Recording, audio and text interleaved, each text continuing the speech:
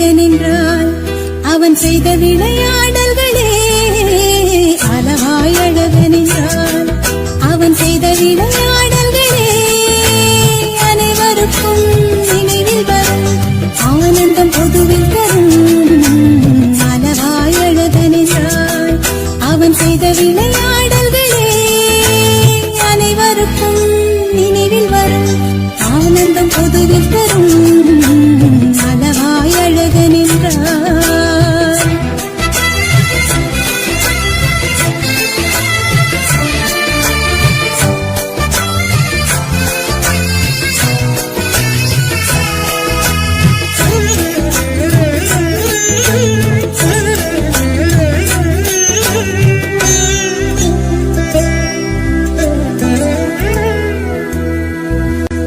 இந்திரனின் சாபம் தவிர்த்து வெள்ளை யானை சாபம் தீர்த்து இந்திரனின் சாபம் தவிர்த்து வெள்ளை யானை சாபம் தீர்த்து கடம்பவனம் மதுரையானது மதுரையானது.